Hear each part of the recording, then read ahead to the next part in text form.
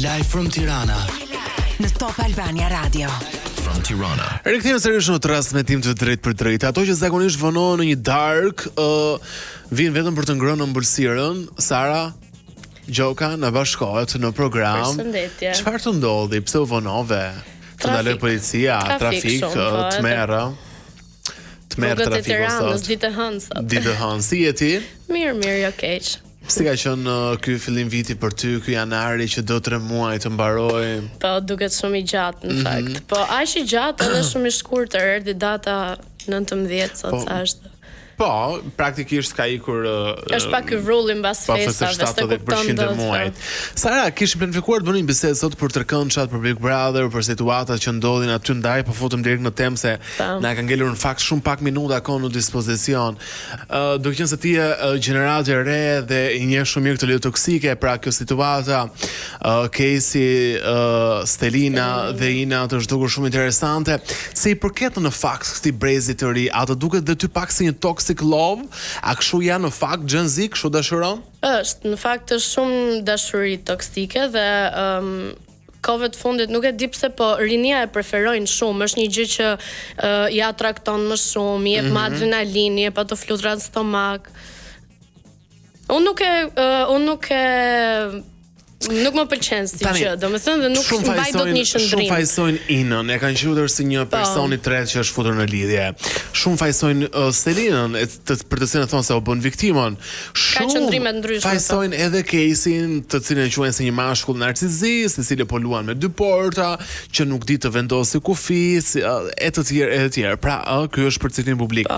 Nëse do duhej të gjykojë dhe të vije fajin, nga do peshoje, pra kuj do i vije ti fajin në këtë histori? Shikon, në këtë histori varet se secili ka opinione ndryshme, se si ka këmbvështrimin e gjithë gjës, kështu që normalisht dikush do bëj me faj Caseyn, dikush Inën, dikush Stelinën. Ti vetë personalisht? Po unë qëndroj e ftohtë në këtë raportin sepse nuk më pëlqen fare qëndrimi i Caseyt njëherë.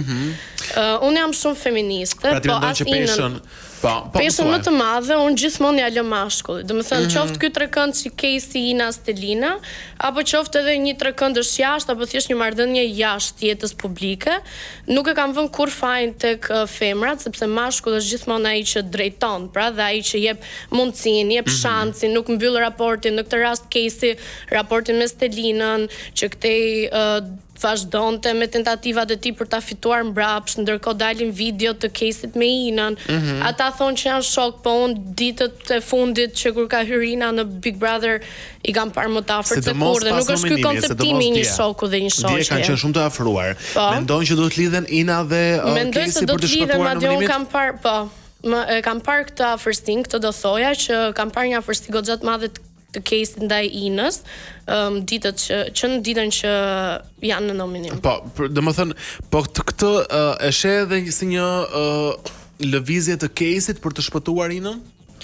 Sepse ai e di që një afrimitet mes tyre do zgjonte kuriozitetin në publik. Po, kjo është e vërtet, po nuk mendoj se Casey e bën për Inën, më shumë se sa për veten.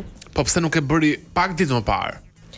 Sepse mos harro diçka, të dy janë në nominim. Po sepse nuk është rrezikuar vetëm Ina. Përpara ai nuk ishte aq i dyzuar, do thoja, sepse ai pati atë raportin me Stelinën që të gjithë e pëlqyen, atë surprizën e bukur në transmetim live.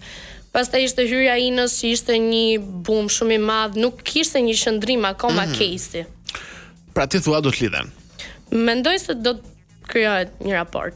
Sepse ato është e dukshme që ata kanë një raport të lënë pesull. Kjo gjë do e turbonte, në thonjza do e shqetësonte disi Stelina aty brenda? Mendoj se do ta shqetësonte, por nuk mendoj se Stelina është aq shumë mbas Caseyt sa e shet. E shet thua sikur mendoj se e shet, po. E luan pak të kartën? Që e do. Mendoj se e do, por jo në ato lloj ekstremitete.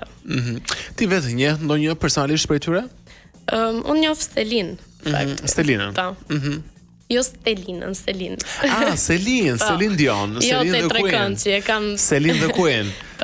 Si e një Selinën, çfarë rrethanash? Në marrëdhënie pune, unë ka qenë marrëdhënie me kërcim, na ka lidhur shumë puna edhe për te televizionit, domethënë. A thua ndonjë detaj interesant për Selin që nuk e dim? Detaj, nuk mendoj se kam çfarë detaje se Selin jo nga këmbvështrimi im duke e njohur dhe duke e pasur goxha afër, po Selin po I tregon karakteristikat e saj të mira si femër, si lojtare, është dyzuar shumë për situatën që ka me Mirin, po pse? Unë besoj shumë cilësinë e Selin, sepse ajo vërtet është një vajzë shumë e pastër dhe shumë e mirë dhe shumë e dashur, dhe ajo krijon raporte goxha transparente me njerëzit. Tani Sara, ty këto meshkujt që bëjnë pjesë të formateve televizive që mund të kenë ngacmuar në rrjete sociale sikur të ndjekin. Kemi këtë vit në Big Brother ndonjë mashkull që të ka shkruar përpara? Jo, këtë vit. Mos më gënjeni. E di që e prisni gjithmonë diçka nga unë. Po, prandaj po them se sikur të ndjekin dy këta. Po, e di, po këtë rast vërtet vetëm po deshet kemi aty brenda Casey, Miri, Eriku, Stenaldo, Matteo, Mali. Jo, vetëm Mateon e njoh pak nga rrjetet sociale, por që nuk ka pasur asnjë rast replik. Dgjoj edhe 1 minutë edhe se jemi të thash erdhe vonë edhe jemi në limite. Si të duket kjo situata Brikena Mateo? Ajo e çon nominim, hakmarrje apo strategji? Nuk si e lexon ti? Nuk e, po pra është pak e pa lexueshme. Dhe kjo dëshira e Brikenës për të dalë si një vajzë se s'ka pasur kur lidhje. Po, nuk e di këtë qasjen që ka Brikena dhe Mateo, sepse realisht unë jam shumë feministe, po gjërat që janë të drejta mua më pëlqen t'i them ashtu siç janë dhe lëvizjet e Brikenës në këtë rast nuk pëlqejnë sepse ai djalë ka ardhur dhe ka dhënë deklaratat, I ka thënë që unë nuk dua të prish punë ty, jam për lojën time. Më duket pak si inatcore, domethënë që nuk do t'i dali më asgjë më tepër. Mirë, do të qëndrojmë në gjatë në program, por besoj të kemi raste të tjera. Të falenderoj shumë që ishin live from Tirana. Kemi bërritur në fund edhe unë dua t'ju them një ditë të mbar, një javë të mbar, po ashtu live from Tirana rikthehet sërish nesër. Deri atëherë, bëfshit qef.